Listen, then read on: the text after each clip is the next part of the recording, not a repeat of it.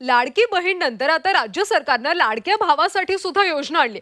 मुख्यमंत्री एकनाथ शिंदेंनी पंढरपुरात ही घोषणा केली। लाडका भाऊ योजनेअंतर्गत 12वी उत्तीर्ण विद्यार्थ्यांना दरमहा 6,000 रुपये, डिप्लोमा केलेल्या विद्यार्थ्यांना 8,000 रुपये आणि पदवीधर तरुणांना 10,000 रुपये स्टायपेंड देण्याची घोषणा केली।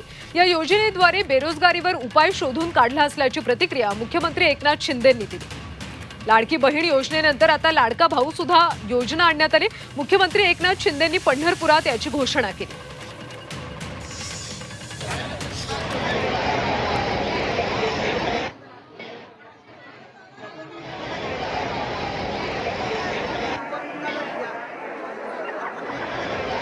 लाडकी बहीण योजनेनंतर आता लाडका भाऊ योजना सुद्धा आणलेली आहे।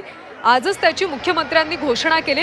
लाडकी बहीण योजनेअंतर्गत 1,500 रुपये महिलांना दिले जाणार आहेत, तर लाडका भाऊ योजनेअंतर्गत 12वी उत्तीर्ण विद्यार्थ्यांना 6,000, डिप्लोमा केलेल्या विद्यार्थ्यांना 8,000 आणि पदवीधर तरुणांना 10,000 रुपयांचं स्टायपेंड दिले जाणार आहे।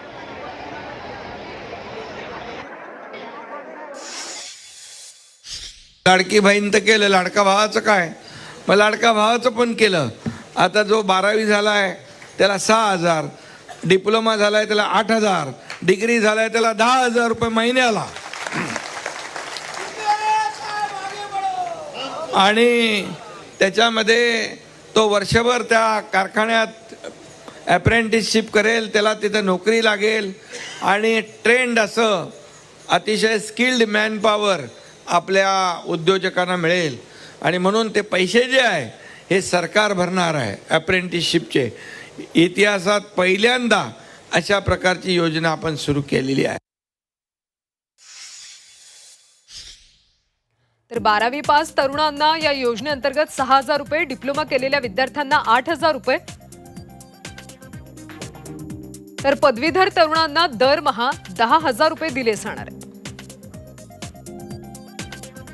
तर अर्ज कसा करायचा? महाराष्ट्र सरकारच्या अधिकृत वेबसाईटला यासाठी भेट द्या।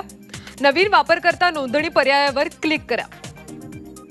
फॉर्म मध्ये नाव, पत्ता आणि वयोगट भरा। तर आवश्यक कागदपत्र अपलोड करा। नोंदणी प्रक्रिया पूर्ण करण्यासाठी सबमिट बटनावर क्लिक करा। निवासी प्रमाणपत्र, शैक्षणिक पात्रता, मार्कशीट्स ही महत्त्वाची कागदपत्र लागणार आहेत। तर मोबाईल क्रमांक, पासपोर्ट आकाराचा फोटो, ईमेल आयडी ही सगळी कागदपत्र आणि माहिती भरावी लागेल।